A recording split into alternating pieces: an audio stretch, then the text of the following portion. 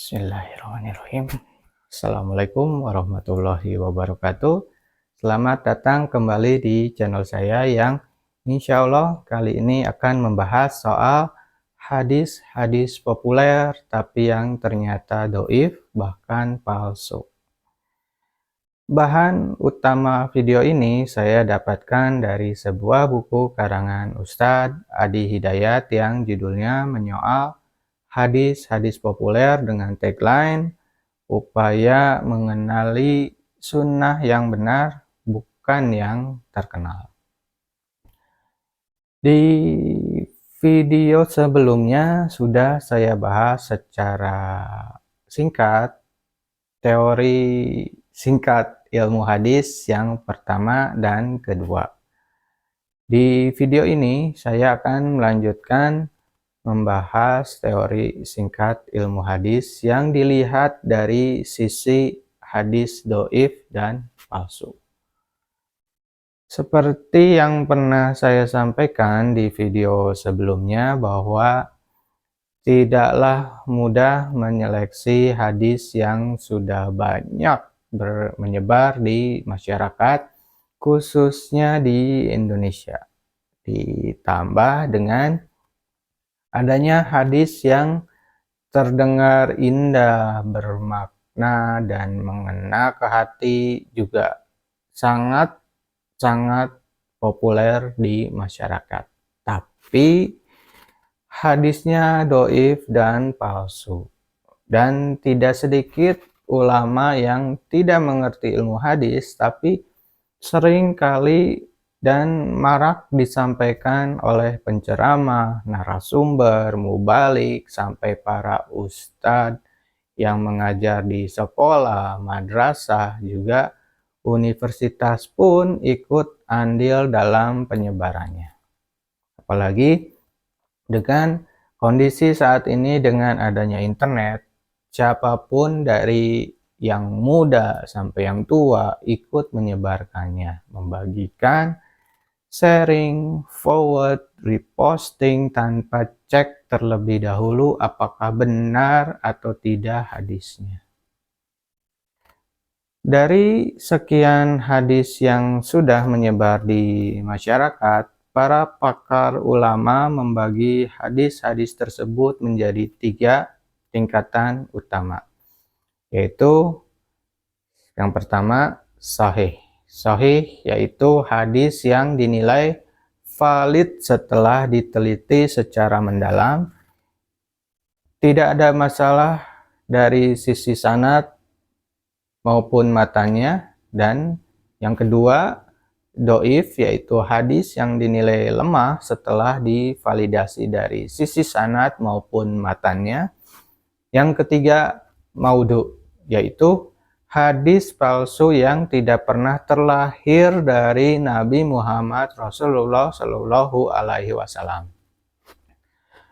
Hadis yang masuk kategori sahih sudah dipastikan sangatlah layak untuk dijadikan pedoman hukum dan ajaran Islam.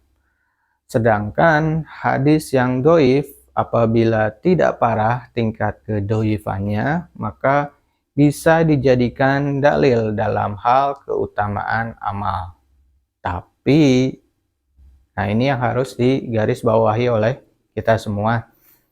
Tapi kalau kedoifannya lahir dari orang atau periwayat atau rawi yang karakternya di masa itu adalah seorang pendusta dan pelaku maksiat, maka tidak ada toleransi.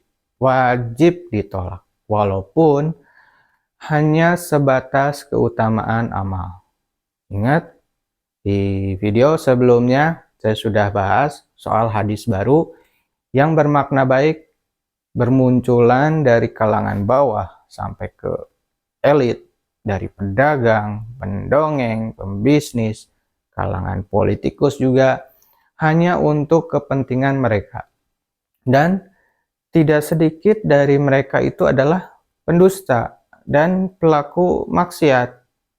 Dan tidak sedikit pula demi ketenaran hadis yang mereka buat diberi label atas nama Nabi. Nauzubillah min zalik. Wallahu musta'an. Nah, oleh para ulama, hadis yang diriwayatkan oleh orang yang dituduh berdusta disebut hadis matruk, dan hadis yang diriwayatkan oleh pelaku maksiat disebut hadis munkar. Nah, di bukunya Ustadz Adi Hidayat itu dicantumkan beberapa buku atau kitab ilmu hadis yang menampilkan karya-karya terbaik dan bisa dijadikan referensi kita, yaitu satu, kitab Ulumul Hadis, populer dengan nama Muqaddimah Ibnu Salah. Hasil karyanya Utsman bin Abdurrahman Asy-Syahrazuri Ibnu Salah. Yang kedua, kitab Qawaid At-Tahdits, karyanya Muhammad Jamaluddin Al-Qasimi. Dan yang ketiga, kitab Taisir Mustahalahil Hadis, karyanya Mahmud At-Tahan. Menurut Ustadz Adi Hidayat, kitab yang terakhir yaitu kitab Taisir Mustahalahil Hadis lebih sistematis dan mudah dicerna.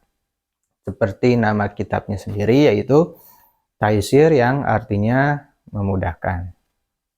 Karena memang sengaja dibuat semudah mungkin oleh penulisnya supaya para siswanya beliau di Fakultas Syariah Universitas Islam Madinah bisa mempelajari ilmu hadis dengan mudah. Demikian teori singkat ilmu hadis yang dipaparkan oleh Ustadz Adi Hidayat dalam buku karangannya.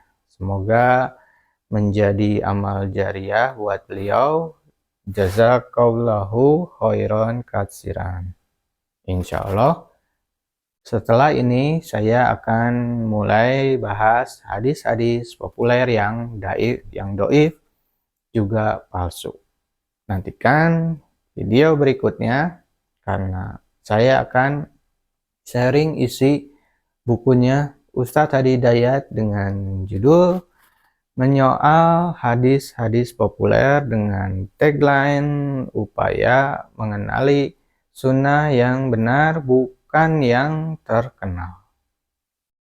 Isi dan penjelasan lebih detail bisa kalian dapatkan dalam bukunya Ustadz.